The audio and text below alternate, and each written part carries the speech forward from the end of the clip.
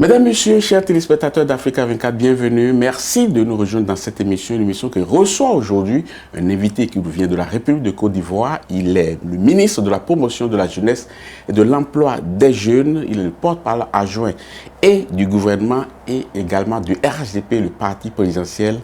Le ministre Mamadou Touré est notre invité. Merci d'avoir accepté notre invitation. Merci de nous avoir invités. Alors, le 28 juillet dernier, l'ex-président Laurent Gbagbo s'est rendu à la représentation diplomatique de Bruxelles pour aller demander un passeport ordinaire. Ça fait un peu plus d'un mois, on attend toujours. Il y a des procédures pour avoir donc des passeports. Ces procédures sont encadrées dans des délais.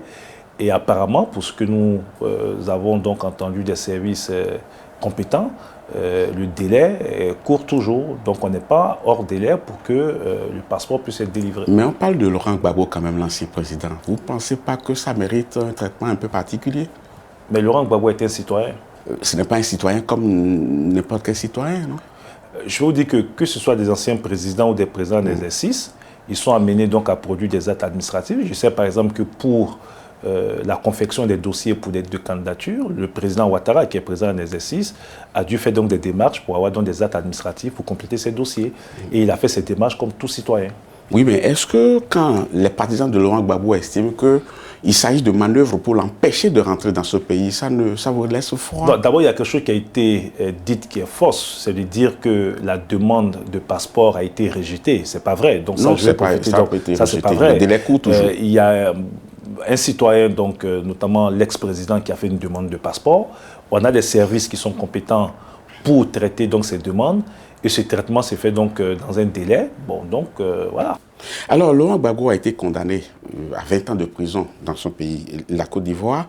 Mais il y a une chose qui saute à l'œil quand on étudie un peu cette condamnation, parce que l'État ivoirien a envoyé Laurent Gbagbo à la Cour pénale internationale pour aller répondre d'un certain nombre de choses là-bas. Mais pendant qu'il est là-bas, il y a l'État ivoirien qui organise un procès par rapport à lui et qui le condamne. Un peu comme si Laurent Gbagbo avait le don d'ubiquité où il pouvait être à la CPI en train de répondre et en même temps être à Abidjan. Il faut comprendre les procédures qui guident la juridiction internationale. Les deux procès n'ont pas eu le même objet, parce que si les deux procès avaient le même objet, en ce moment, selon les juristes, selon le principe de la subsidiarité, la procédure entamée donc à la CPI allait prévaloir sur celle en Côte d'Ivoire. Ça a été deux procès avec deux objets différents. Pour le reste, permettez-moi de ne pas me prononcer sur les procédures en cours. Mais il a été condamné par contumace. Bien entendu qu'il ne pouvait pas être présent à son procès. Et la condamnation par contumace suppose qu'il y a un refus de comparaître devant un tribunal. Alors moi, ce que j'ai entendu, c'est qu'il a été condamné par défaut. Après, il y a une nuance entre condamné par contumace et condamné par défaut. Mais ceci étant, cette condamnation relève donc des procédures judiciaires. Oui. Bon, je n'ai pas de commentaire. Mais l'idéal quand même serait que Laurent Gbagbo soit présent pour répondre d'un certain nombre de choses, pour répondre de ce qu'on le reproche. Or, dans le cas d'espèce, il est clair qu'il ne pouvait pas y être. Est-ce que ça urge que l'on organise ce procès en son absence, quand on sait très bien qu'il ne pourra pas être là? L'appareil judiciaire a ses propres mécanismes de fonctionnement. On peut être présent, on peut se faire représenter par ses avocats, etc., etc. Moi, je ne voudrais pas à ce stade vraiment me prononcer sur une procédure en cours. Il y a eu un procès et le plus important, c'est que le procès soit équitable et que le concerné ait la possibilité donc de se défendre, soit par lui-même ou à travers donc ses représentants. L'idéal d'abord, c'est par lui-même. Apparemment, ce qu'on a cru entendre, c'est que bon, ses représentants ont été donc une première fois et après ne l'ont plus, donc n'ont pas été donc au procès. Donc je ne voudrais pas moi me prononcer donc sur cette procédure judiciaire. Il y a plus de procédure, le procès. Il y a une chose, il y a une chose, il a été condamné. il y a une chose factuelle, oui. C'est que bon, Laurent Gbagbo a été condamné. Bon, ça, c'est une chose factuelle. Oui. Maintenant, après, vous demandez mon appréciation. Je n'ai pas d'appréciation particulière à faire sur ça. On va évoluer dans cette émission et parler de la Cour africaine des droits de l'homme et du peuple qui a estimé que les démembrements locaux de la commission électorale sont largement déséquilibrés. Non, ce que la Cour africaine des droits de l'homme a dit, d'ailleurs, elle a été saisie par l'opposition ivoirienne, oui, qui estimait que la CEI n'était pas conforme à la loi et qui estimait que la commission centrale n'était pas suffisamment équilibré au regard du précédent arrêt donc, de cette même Cour.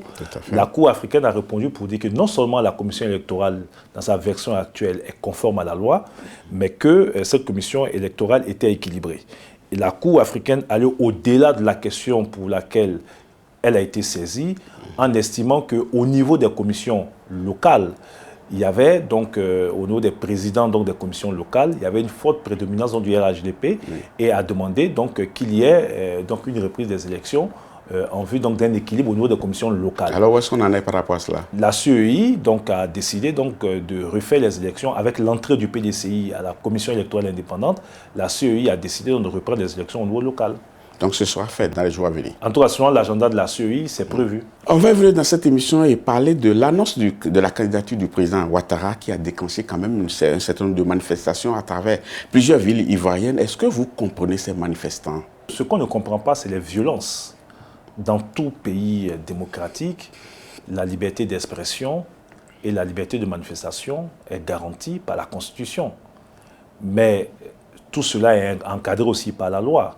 Lorsqu'on décide de faire des marches sans tête ni queue, c'est-à-dire on ne sait pas d'où part la marche et où se termine la marche, et qu'on organise des guérillas avec des jeunes instrumentalisés qui brûlent des pneus, qui cassent, qui tuent, qui s'attaquent aux forces de l'ordre. Regardez par exemple le commissaire de Beaunois qui a été séquestré, cela est inacceptable. Et face à cette situation, donc, le gouvernement donc, a pris ses responsabilités. Nos forces de l'ordre, notamment les forces de police, ont été remarquables en gérant au mieux cette situation pour éviter qu'on ait donc des débordements. Donc ce qui s'est passé avec ces tueries, c'est totalement inacceptable. Et qu'on veuille, pour justifier sa non-participation à une élection présidentielle, créer artificiellement un climat de chaos dans un pays, ce n'est pas normal. Heureusement que cette marche n'a pas été suivie par l'écrasante majorité des populations ivoiriennes. On reviendra sur la candidature du président Alassane Ouattara, mais pour les violences, selon certaines personnes, les violences ne viennent pas des manifestants. Mais moi, je veux qu'on soit très factuel. Oui. Ceux qui décident de marcher sans autorisation préalable, la veille des manifestations à Daoukro, c'est quand même le siège du RHDP qui a été attaqué, saccagé. Les deux premières victimes, la veille de la manifestation à Yamoussoukro, il y a un ressortissant étranger nigérien et un militant du RHDP. Donc ça permet de savoir d'où vient la violence. Ceux qui sont à l'origine de la violence sont ceux qui, au mépris donc, des règles et de la loi, ont décidé donc, de faire donc, des piquets, de brûler des pneus, de casser des commerces, de casser donc, des camions de transport, de brûler, comme ça a été fait à Beaunois, des concessions donc, appartenant à certaines populations, d'instrumentaliser donc, les clivages communautaires ethniques et de tuer donc, des personnes. Mais est-ce que vous comprenez ceux-là qui estiment que ce sont des jeunes casseurs qui ont essayé d'infiltrer la manifestation qui, au départ, se voulait pacifique et qui ont essayé de créer la violence? Et Amnesty International a même documenté cela en disant qu'il y a des jeunes civils, mais armés, qui essaient de s'introduire dans les manifestations. Et cela se passe au vu et au su des forces de l'ordre. Les déclarations d'Amnesty International, excusez-moi, sont sujets à caution. J'aurais souhaité que ce rapport d'Amnesty International soit plus équilibré. Parce que Amnesty International aurait pu constater, comme tout le monde, puisque des images existent, circulent, des soi-disant marcheurs armés de gourdins, de machettes ou en train de brûler des pneus, en train de brûler des bus, etc. Mais Amnesty International n'en a pas parlé. Il aurait été bon que Amnesty International donc, en parle. Donc moi je voudrais dire que ce qui s'est passé est trop grave et c'est de la responsabilité du gouvernement ivoirien donc, de mener des enquêtes et c'est ce qui est en cours. Et ces enquêtes permettront donc de déterminer les responsabilités, de situer les niveaux des responsabilités. On parle de ces jeunes-là qu'on appelle des microbes qui seraient instrumentalisés par quelqu'un proche du pouvoir et que c'est eux qui sont là pour casser les mouvements en créant la violence. Il ne faut pas verser dans la manipulation. Le phénomène des microbes existe bel et bien. Ce que nous appelons les enfants en conflit avec la loi. Vous savez qu'il y a 2 ans, le phénomène était tel que l'insécurité dans certaines zones d'Abidjan a amené donc le gouvernement à prendre des mesures pour enrayer cette situation. Il y a eu beaucoup d'arrestations, il y a eu des fumoirs qui ont été détruits, il y a certains de ces enfants qui ont été pris en charge par le gouvernement à travers le programme de service civique en vue de leur resocialisation. Aujourd'hui, le niveau donc, de criminalité donc, lié à ce phénomène d'enfants en conflit avec la loi a fortement baissé, en tout cas pour ceux qui sont de bonne foi et qui regardent donc ce qui se passe en Côte d'Ivoire. Maintenant, partie de manifestations où on a constaté effectivement des violences liées donc, à l'utilisation d'armes de toutes sortes, machettes, bois, etc. Tout à fait. Et pour créer une déduction pour dire que ce sont ces mêmes enfants microbes. Moi, je n'irai pas jusque-là. Ce que je dis, c'est que nous sommes dans un état sérieux, des enquêtes sont en cours et ces enquêtes doivent permettre de déterminer les acteurs et les niveaux de responsabilité dans tout ce qui s'est passé dans notre pays. Les femmes qui ont marché la dernière fois marchaient à main nue quand elles ont été envahies par des jeunes qui n'étaient pas dans la manifestation au départ. Est-ce que vous pensez que les gens qui organisent une manifestation peuvent eux-mêmes être rejoints par Mais regardez des bien casseurs? les images de cette marche. Oui. C'est honteux de prendre des femmes comme bouc émissaire.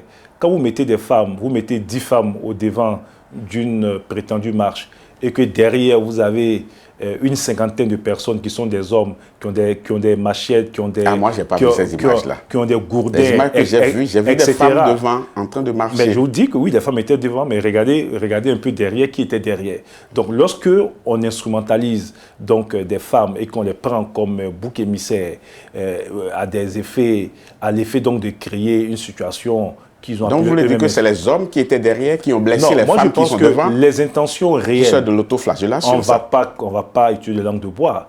L'intention réelle de ceux qui organisent cette manifestation est connue.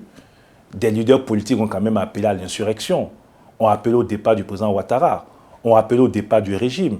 C'était tout sauf une marche pacifique. Il s'agissait de velléité, donc d'insurrection, qui n'a pas marché. En tout cas, c'est la candidature du président Alassane Ouattara pour un troisième mandat qui a déclenché toute cette levée de bouclier. Mais est-ce que cette candidature valait vraiment la peine? C'est ce que nous allons voir dans la suite de cette émission. Chers téléspectateurs, ne partez pas, restez avec nous. On marque une pause. On vous retrouve dans quelques instants.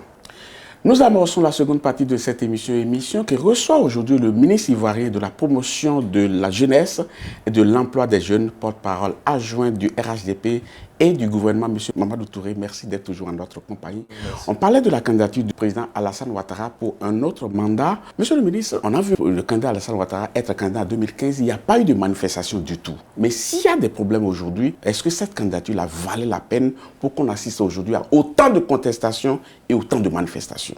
Non, autant de contestations, c'est exagéré. Vous avez une opposition qui manifestement ne s'est pas préparée à aller à des élections. Une partie de cette opposition a passé près de 10 ans à boycotter tout le processus électoral. Une opposition qui s'inscrit dans une logique antidémocratique, parce que la démocratie, c'est aussi la participation à des élections, et qui veut aujourd'hui, par divers moyens, bloquer le processus électoral. Donc, le problème, ce n'est pas la candidature du président Alassane Ouattara.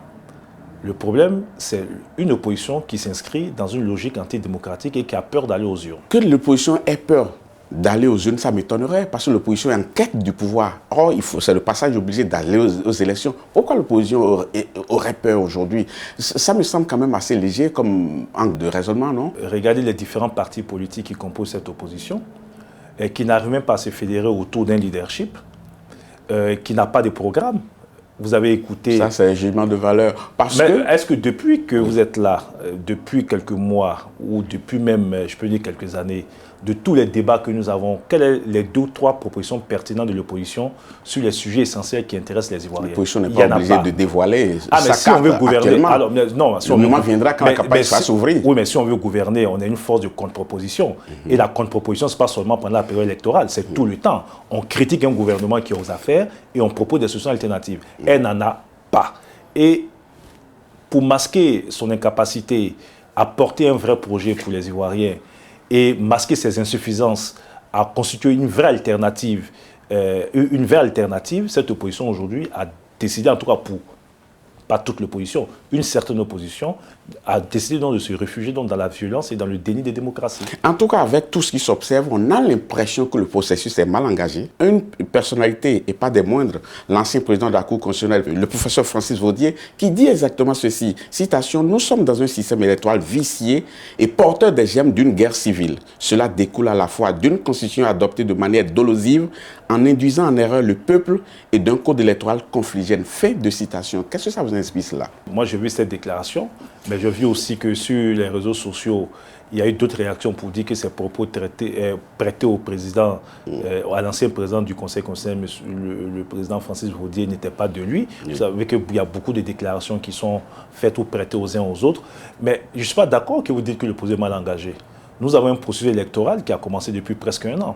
Est-ce que les différentes étapes en rapport avec ce processus l'ont été dans les meilleures conditions? Nous avons un code électoral qui a été élaboré de façon consensuelle avec l'opposition et qui a été voté. Nous avons le processus de révision de la liste électorale qui a été mené avec la participation de cette même opposition. Nous avons eu la publication de cette liste électorale avec la phase du contentieux qui a été ouverte, permettant donc de contester la présence de personnes qui ne doivent pas être sur la liste électorale. Nous avons le dépôt des candidatures. Le délai concernant le dépôt des candidatures a été mené jusqu'à terme. En aucun moment, ce processus n'a montré des insuffisances.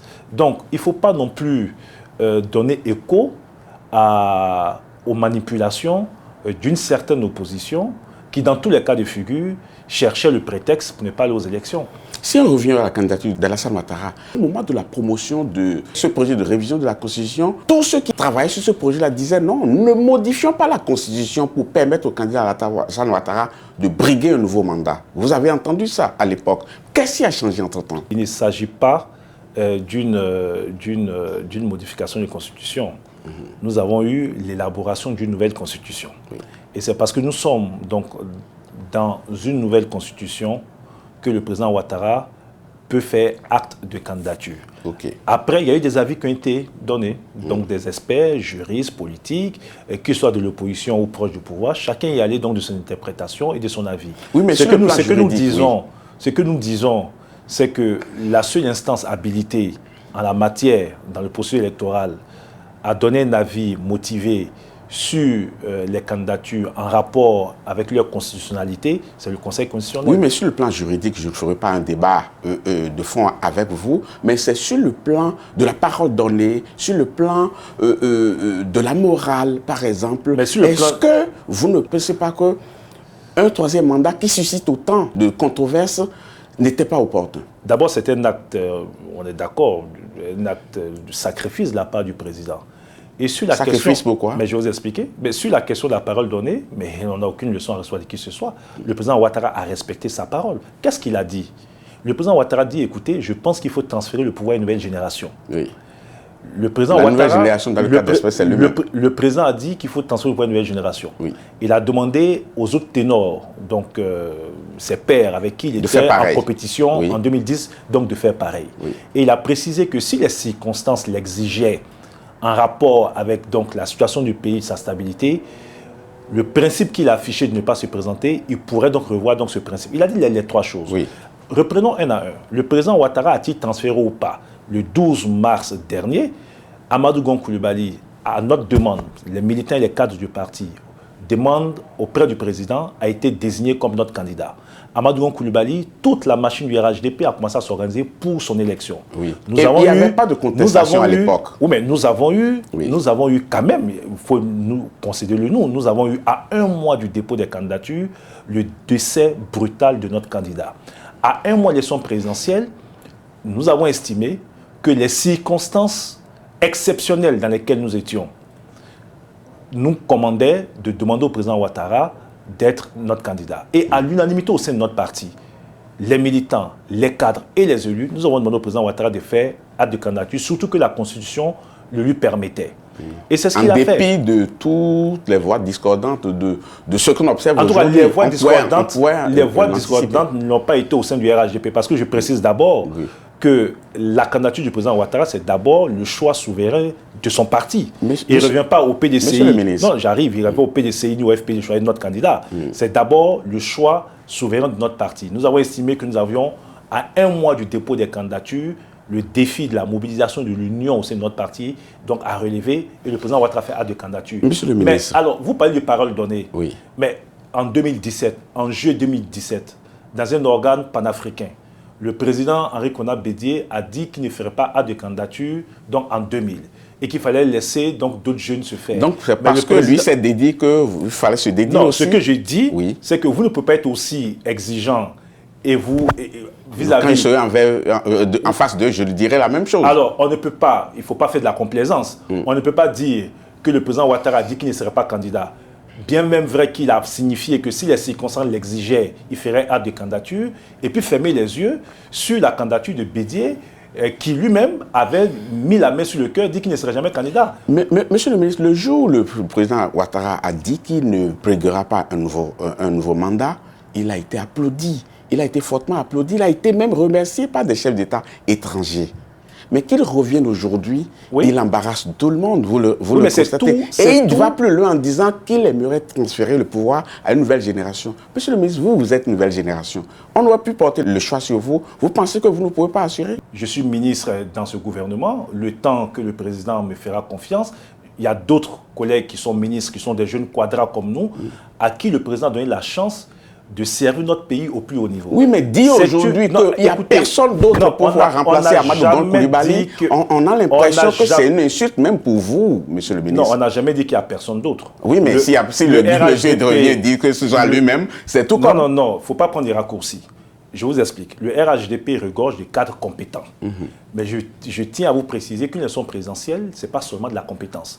En plus de la compétence, il faut aussi la capacité à mobiliser et à unir donc au sein donc du parti. Vous avez un parti quand même en qui vous faites confiance. C'est ça la machine. Oui, mais si nous avions, le parti est toujours là, non? Si nous avions 1 an ou 2 ans, peut-être que la donne serait différente. Je vous dis que c'est à 1 mois du dépôt des candidatures que nous perdons notre candidat. Il faut en tenir compte dans l'analyse. Regardez ici en Europe. Moi, je prends ici en France, l'élection présidentielle passée. À gauche comme à droite, les Républicains comme le Parti Socialiste, on a eu, au cours des primaires, donc des candidats qui tous étaient présidentiables. Mais le manque d'union et d'unité au sein donc de ces partis ont fait que ces partis ont perdu. Nous n'avons pas voulu courir de risques. Nous estimons qu'aujourd'hui, l'élément fédérateur dans notre parti, c'est le président Alassane Ouattara. Et ce qu'il faut regarder, c'est l'unanimité qu'il a fait autour de sa personne. Parce que s'il y avait eu des débats... L'unanimité, on peut quand même trouver à redire là-dessus. Quelle voix pouvait se permettre d'être discordante au sein du parti? Lorsque Amadou Gon Coulibaly a été choisi à la quasi-unanimité des membres donc des instances du parti, il y a eu quand même une voix discordante. Oui, mais ça, c'était Amadou Gon Coulibaly. Mais réussir à défier l'autorité du chef de l'État, je ne suis pas sûr que beaucoup le feraient. Non, mais respectez-nous quand même. Acceptez que nous puissions avoir donc des choix libres et que nous puissions donc adhérer librement donc à des choix. Nous avons estimé, à partir d'analyses qui nous sont propres, qu'au regard de la situation de notre parti, en rapport avec la date de dépôt des candidatures, que la personne qui était la mieux placée pour sauvegarder notre union et nous permettre de gagner ces élections, consolider la paix dans notre pays et continuer les œuvres de développement, c'est le président Alassane Ouattara, et nous nous battrons pour qu'il soit élu.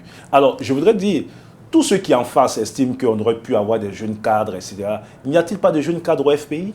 N'y a-t-il pas de jeunes cadres au PDCI? Mais c'est quand même incongru que des gens qui présentent des candidats qui ont 90 ans pour l'autre et plus de 75 ans pour l'autre puissent nous faire la leçon donc, de proposer donc, un candidat que...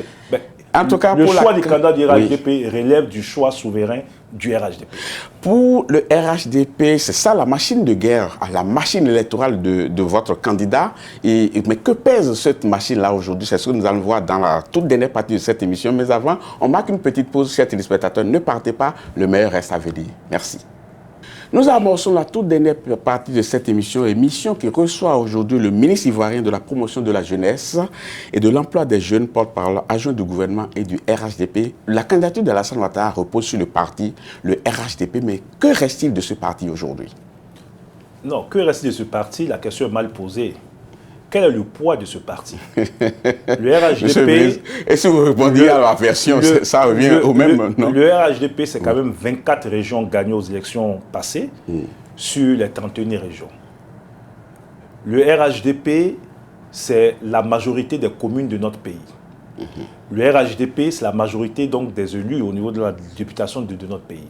Le RHDP, c'est le seul parti politique qui a une représentation nationale dans les communes, dans les sous-préfectures, le PDC dans les départements. Le PDC n'a pas de représentation nationale? Ce parti, excusez-moi, a été aujourd'hui fortement réduit sur le terrain. On va voir tout à l'heure quel parti a été réduit. Je vous invite à regarder les résultats des élections locales passées en 2018, où toutes les formations politiques ont participé à cette élection. Et ça permettra de voir le niveau de représentativité donc, de chaque parti politique. Oui, mais le RHDP, comme vous l'aviez dit à l'époque, c'était un parti unifié, le parti unifié RHDP. Et au temps de sa splendeur, voici la composition du RHDP qui était, ça fait le RDR, plus le PDCI, plus le MFA, plus l'UDPCI, plus le FN, plus l'UPCI. Autant de partis. Alors aujourd'hui, quand on voit les départs des uns et des autres, qu'est-ce qui reste du parti? Parce qu'on a vu Anaki Kobena du MFA qui est parti, Yamien Kona qui est parti, Bédié qui est parti, Guillaume Soro qui est parti, Mabri Touakeus qui est parti. Qu'est-ce qui reste concrètement? Est-ce qu'il reste encore quelque chose? Votre analyse, excusez-moi, du terme ERC, excusez-moi du terme superficiel. D'accord. Lorsqu'on part donc, au niveau donc, des appareils, le RHDP, ce n'était pas des individus. Non, ce n'était pas des individus, mais c'était des individualités. Oui. Lorsque le président Rikonan Bédié s'en va, est-ce qu'il est parti avec Aoussou Jano? Est-ce qu'il est parti avec Akaolé? Est-ce qu'il est parti avec Patrick Hachi? Est-ce qu'il est parti avec l'inspecteur d'État, etc.? Est-ce qu'il est parti avec Adjoumani? Non. Mais vous tablez sur des individualités, justement. Non. Mais l'autre parti... Je vais dans votre logique. Oui. Parce que pour nous, justement, il y a dans un parti politique des personnalités importantes, mais il y a les militants. Et ces militants, aujourd'hui, sont encadrés au quotidien sur le terrain par des cadres. Et toutes les personnes que je cite là sont des élus, qui ont été élus contre des candidats du PDCI alors qu'ils portaient l'étiquette RHDP. Lorsque Mabri Touakeus part aujourd'hui, est-ce qu'il est parti avec Yao Séraphin, député? Est-ce qu'il est parti avec Famoussa Koulibaly, Sauf que le jour du vote, ceux que vous citez là n'auront qu'un bulletin à mettre dans l'urne. Oui, mais sauf que c'est des leaders régionaux qui viennent donc d'éprouver leur légitimité sur le terrain et qui, sous l'étiquette RHDP, ont battu souvent les candidats issus de leur parti d'origine. Oui, mais sauf que ce n'était pas une élection présidentielle. Non, mais une élection présidentielle, c'est la somme des élections au niveau local et dans les sous-préfectures, etc. Pas tout à fait. Mais, non, vous dites pas tout à fait, ça veut dire que c'est quand même un peu. Ça veut dire qu'il y a l'équation du candidat, certes, mais il y a aussi la capacité de l'appareil politique et des leaders dans les différentes régions et les différentes localités à mobiliser donc des électeurs. Lorsque vous parlez de... Et je peux poursuivre. Lorsque vous parlez donc des FN, oui, Guillaume Soro est parti, mais Dosso Moussa est là. Konaté Sidiki est là. Et pas mal de cadres importants qui étaient donc dans les FN. Donc vous ne regrettez du tout pas le départ de ces gens? Mais tout départ est regrettable. Oui. Parce que notre ça vous fragilise quand tout même. Tout départ est regrettable. Et moi, je peux vous dire que s'il n'y avait pas eu le départ du président Rikonan Bédié, on n'aurait pas eu ces discours xénophobes ivoiritois aujourd'hui. Le président Rikonan Bédié aujourd'hui, qui se réfugie dans l'ivoirité, cela n'aurait pas été possible tant qu'il était... C'était le passé. Hein? Mais ce n'est pas le passé, même aujourd'hui. Réaliser ces derniers discours où leur paillage est pris comme prétexte pour stigmatiser des populations jugées étrangères, etc. Est-ce que ce n'est pas vous qui stigmatisez? Parce que vous sortez un peu ces propos de leur contexte. Hein? Je ne sors rien du tout. Bien précis. Mais je vous dis de façon très précise ce qu'il a dit. Il dit que sous prétexte d'orpaillage clandestin, des cohortes d'étrangers viennent au pays, s'installent, sont armés, cherchent à avoir la nationalité ivoirienne pour influencer le jeu électoral. Donc, ce qui était en cause dans cette déclaration, ce n'est pas l'orpaillage. Ce qui était en cause dans sa déclaration, c'est ces prétendus étrangers qui sont en train donc massivement d'avoir la nationalité ivoirienne. Voilà des discours qu'ils ont plongé ce pays. Et cela n'aurait pas été possible tant que nous étions donc dans le RHDP. C'est pour ça que tout départ est regrettable. Mais il y a une chose quand même qui étonne. Comment ça se fait que tout le monde vous quitte? Mais parce Comment ça se fait que tout le monde vous quitte? Mais pour des ambitions personnelles. Vous vous remettiez en cause. Mais on se remet en cause. Oui. Et on peut tous faire l'exercice. Vous prenez individuellement tous ceux qui sont partis. Quel est le fond commun? Guillaume Soro est parti parce qu'il estimait qu'on devait lui donner le fauteuil présidentiel, on ne lui a pas donné.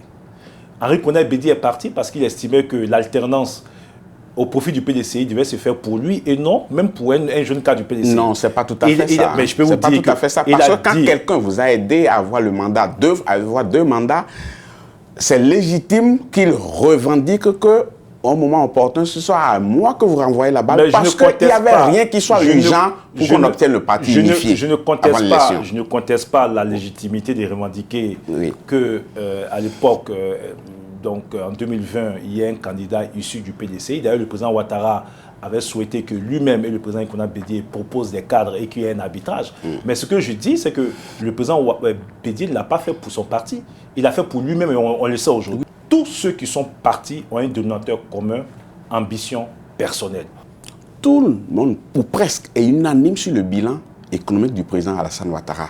Un bilan formidable sur le plan économique. Et c'est ce bilan que nous allons défendre au présidentiel. Oui, mais justement, le bilan économique ne suffit pas, disent-ils en même temps. Il y a un bilan politique. À la lumière de la mise en place d'un parti unifié, on peut voir le bilan politique là, qui a été un échec quand même. Oui, mais comme il n'était pas seul à déterminer le bilan politique, parce qu'il intervient sur une scène politique avec d'autres acteurs politiques, au niveau donc, du RHDP, jusqu'au bout, il aura fait ce qu'il devait faire pour que l'unité reste, soit de mise au sein du RHDP. Oui, mais ça a échoué quand même. Oui, mais parce qu'il y a l'un des acteurs qui a décidé de partir. On ne pouvait pas non plus l'attacher et lui demander donc de rester. Mais donc, pourquoi vous pensez toujours que c'est les autres qui ont tort? Non, mais pourquoi ce n'est pas vous qui avez tort? Je ne suis pas en train de dire qu'il a tort ou il n'a pas tort. Je dis qu'il est parti. Oui. Est-il parti ou pas? Oui, pour les raisons que vous-même vous d'accord. Moi, j'estime, il est parti. Donc ça, le président Ouattara aura tout fait pour maintenir donc, notre cohésion au sein du RHDP. D'ailleurs, c'est ce qui a permis à de nombreux cadres issus donc, de formations politiques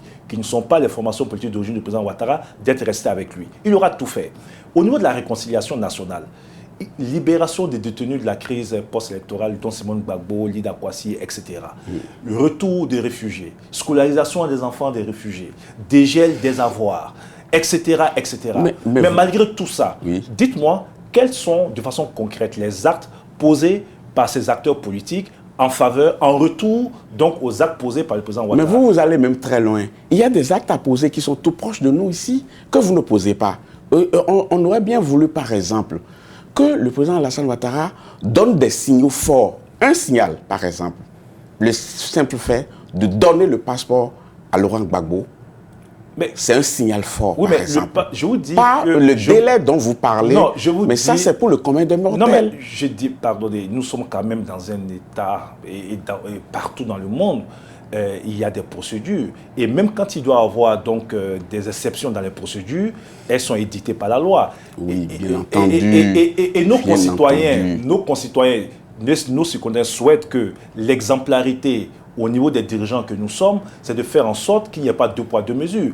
Il y a une procédure en cours, nous n'en sommes pas là où vous êtes aujourd'hui, c'est-à-dire il n'y a eu aucun refus. Il n'y a eu aucun refus, mais donc, bien entendu, là, vous essayez de garder l'agenda pour vous, mais vous estimez-vous que la délivrance d'un passeport à un citoyen, fût-il ancien chef de l'État, au niveau des actes à comptabiliser en faveur de la réconciliation, est beaucoup plus important que la libération donc, de détenus et notamment d'acteurs politiques qui s'étaient retrouvés en prison pour donc, des actes posés pendant l'équipe sectorale. Je ne dis du tout pas que ce que vous avez fait hier n'était pas bon.